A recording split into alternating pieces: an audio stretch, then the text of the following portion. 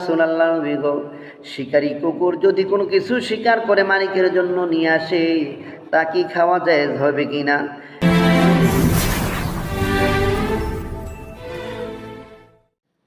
নাহমাদুহু ওয়া নাসাল্লি আলা রাসূলিহিল কারীম, আম্মা বাদ। সম্মানিত বাবা ভাইরা আমার, আজকের এই ভিডিওতে গুরুত্বপূর্ণ একটি কথা আপনাদের মাঝে তুলে ধরব। অনেকের শিকারী কুকুর রয়েছে, যেটা এখন বর্তমানে হয়তো বা নাই, কিন্তু আগেকার একটা সময় শিকারী কুকুর লালন পালন করত। সেই কুকুরটাকে ছোট্ট থেকে লালন পালন করে বড় করে শিকারী করে তুলল। একদা নবীর সাহাবী হযরত আদি ইবনে হাতিম রাদিয়াল্লাহু তাআলা আনহু রাসূল আকরাম সাল্লাল্লাহু আলাইহি ওয়াসাল্লামের সামনেও দাঁড়াইয়া একটি বিষয় প্রশ্ন করে জানার জন্য চেষ্টা করলেন। এবার প্রশ্নটা হলো, রাসূল আকরাম সাল্লাল্লাহু আলাইহি ওয়াসাল্লামের কাছে প্রশ্ন হলো, ইয়া রাসূলুল্লাহ নবী গো, শিকারী কুকুর যদি কোনো কিছু শিকার করে মালিকের জন্য নিয়ে আসে, তা কি খাওয়া জায়েজ হবে কিনা? এবার আমার নবী ডাক দিয়া বলে, ও হাতেম রে হাতেম, যদি তোমার শিকারী কুকুরটা ছোট থেকে তুমি লালন পালন করে শিকারী করিয়া নাও, আর সেই শিকারী কুকুরকে যদি তুমি বিসমিল্লাহ বলিয়া শিকারে পাঠাও, সে যদি শিকার করে তোমার জন্য আনতে পারে, সেজন্য সেটা হবে তোমার জন্য জায়েজ, তুমি খাইতে পারবো, সমস্যা নাই।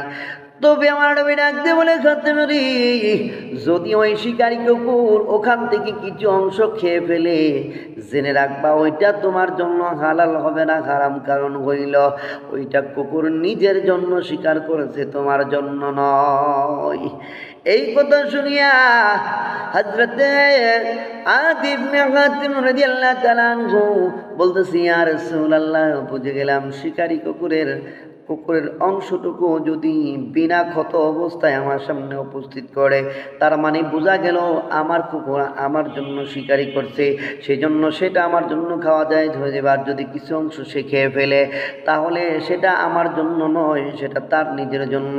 এই জন্য বলতে চাই, ইয়া রাসূলুল্লাহ নবী গো, দ্বিতীয় আরেকটা প্রশ্ন আপনার কাছে উপস্থিত করতে চাই। সেই প্রশ্নটা হইল, আমি তো বিসমিল্লাহ বলিয়া আমার কুকুরকে শিকারির জন্য পাঠাইলাম, কিন্তু নবী গো দেখলাম হঠাৎ করে শিকার যখন করলো, ওখানে যাইয়া দেখি আরো একটি কুকুর আমার কুকুরের সঙ্গে আছে, তখন কি আমার কুকুরের শিকারীকৃত প্রাণীটা আমি খেতে পারবো? আল্লাহ নবী ডাক দিয়া কয়ে, খাতেম রে,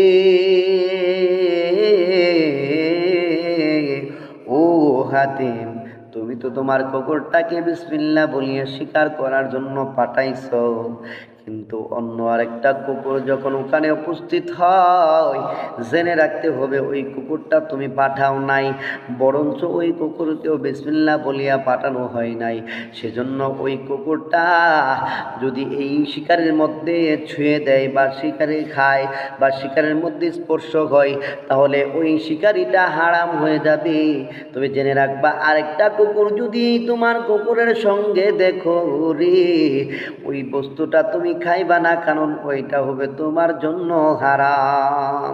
তাহলে বোঝা গেল বাবারা ভাইরা আমার, আপনার শিকারীকৃত কুকুর যদি আপনার জন্য শিকার করে আনে, সেটা খাওয়া হালাল। আর যদি সে নিজে একটু খেয়ে নেয়, তাহলে বোঝা গেল তার জন্য, এটা তার জন্য, সেটা আপনার জন্য হারাম। সুবহানাল্লাহ।